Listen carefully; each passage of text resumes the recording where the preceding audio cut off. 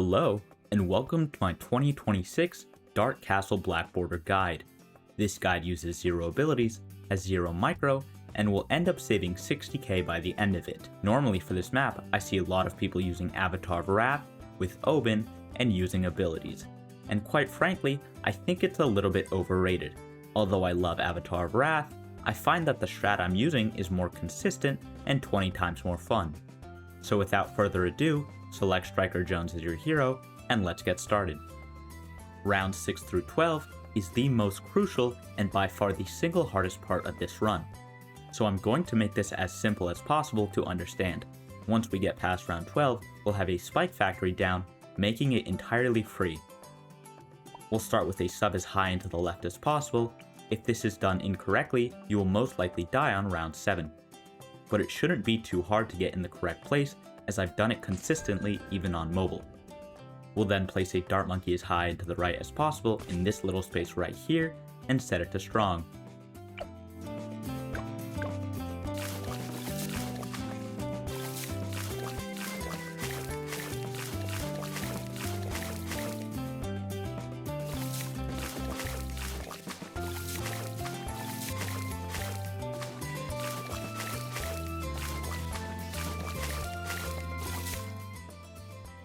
After round 7, we'll buy a second dart monkey mirroring the other dart monkey as low and to the right as possible, also setting it to strong. And finally, we'll buy our third dart monkey right about here where this curve ends, on the bottom side of the track. If this dart is placed wrong, there's a chance you could lose on round 12. What works consistently for me is to try to get it as high as possible and align the range border just touching these 3 clovers right here. We'll also set this dart monkey to strong. Just to recap, all 3 dart monkeys are on strong, and our sub is on first. With that being said, I'll see you right before round 13, where we'll buy our next tower.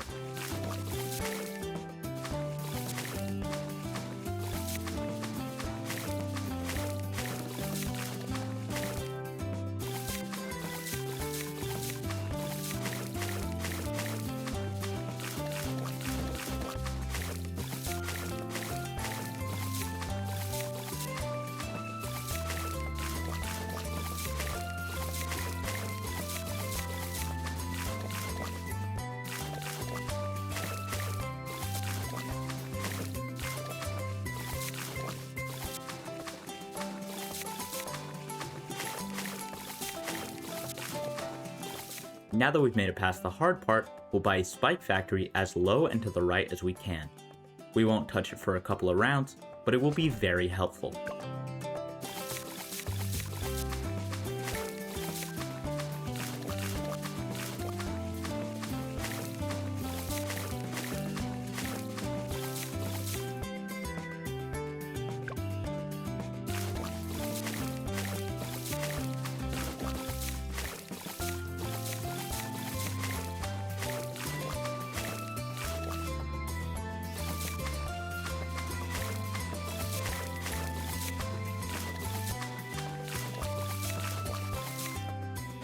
Before round 16, we're going to buy Striker Jones, our hero. We want to get him as low as possible, right near the end of this curve. We're going to try to get the edge of the range border just past the hole where the spikes come out of, and we'll set him to strong. Again, it's not too precise, just do the best you can.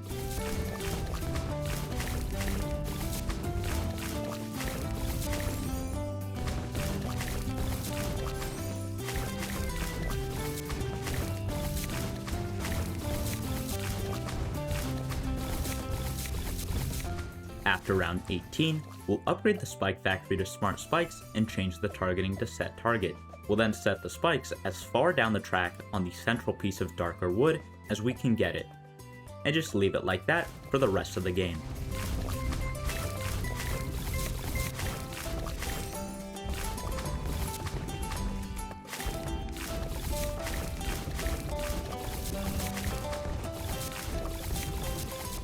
Before round 22, we'll upgrade the spike factory to bigger stacks.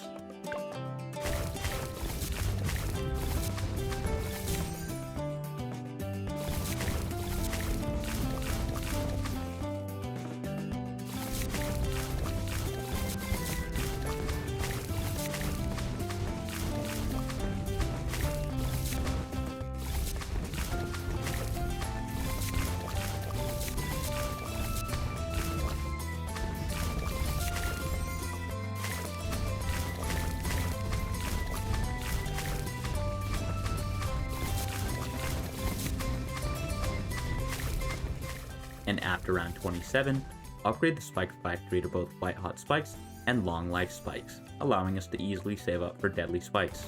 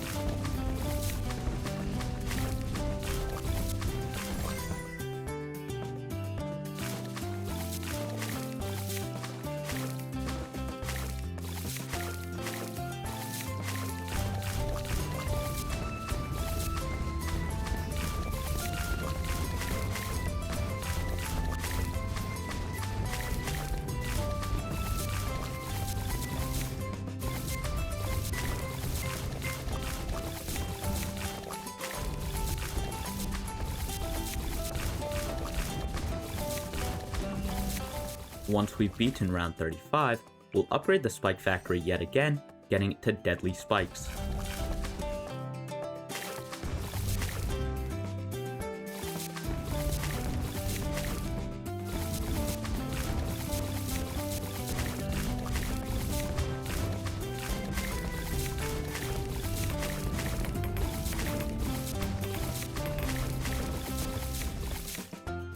Before round 38, we're going to buy an Alchemist, shoving him as far to the right as possible, and making sure the range border is a little below the blue stripe on the spike factory towards where the start of the gears are on the bottom, similar to what I have here. And we'll upgrade the Alchemist to Berserker Brew. We want this guy only hitting the spike factory, as that's going to be the biggest help for the next 25 rounds. If he ends up hitting another tower, it should be no big deal, but round 62 might look a little bit sketchy.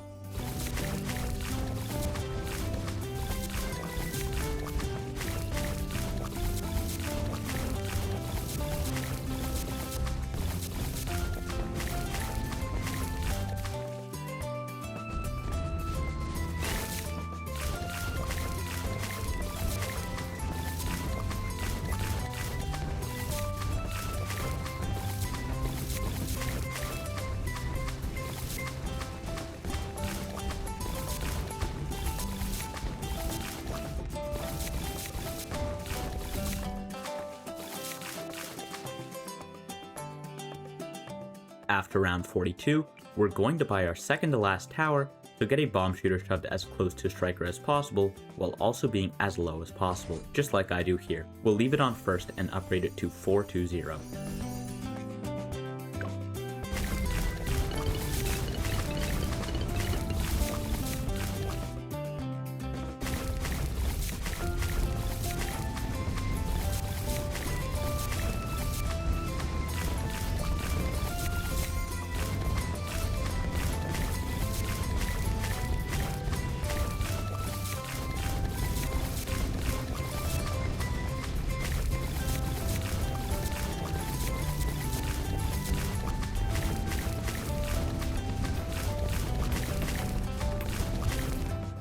After beating round 45, we'll buy our last tower, which is a village. We'll try to get this right above the bomb shooter so that it's in the range of a striker, and if possible, in the range of the spike factory. If you can't get it in the range of the spike factory, it's okay, as we'll be upgrading the village all the way to primary training, increasing the radius on the way. This is the last upgrade before buying Perma Spike after round 62, so feel free to turn on auto start.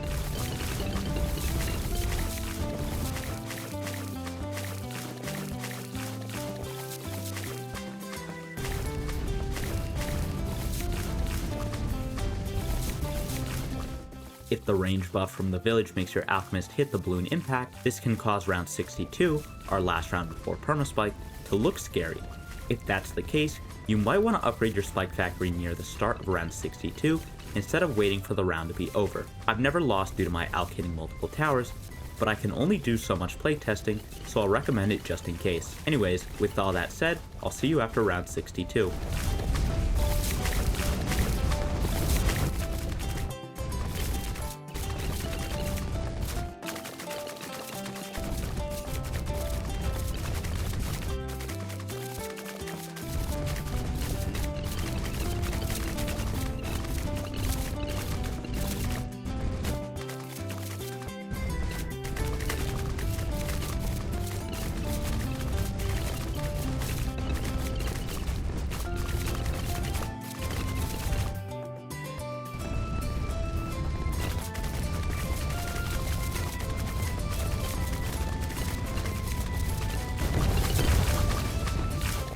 A couple rounds have passed, and we've beaten round 62, so we're gonna go ahead and upgrade our Spike Factory to Perma Spike. This should take us all the way past round 84, where we'll buy our last upgrade. It's gonna be a while, so feel free to turn on auto start yet again.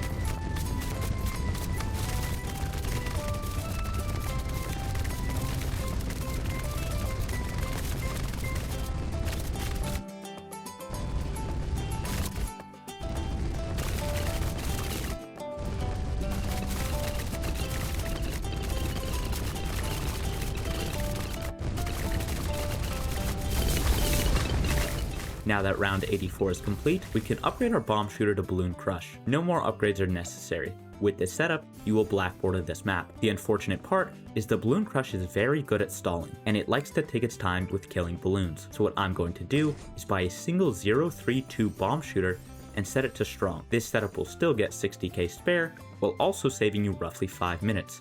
So it's your choice if you want to buy the Moab Mauler or not. If you want to save even more time, you can buy other towers to help speed up the process, or just buy even more Moab Maulers. Either way, you should still win.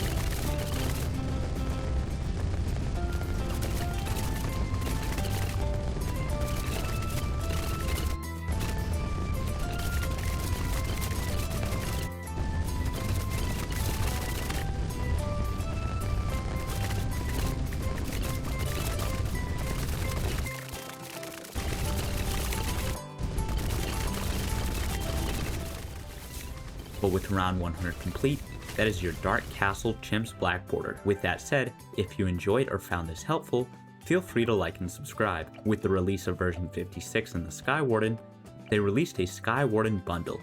If you plan on buying that bundle, feel free to use my creator code. It's the same as my username, Gwell, spelled Gwell. Anyways, thanks for watching, and have a wonderful day.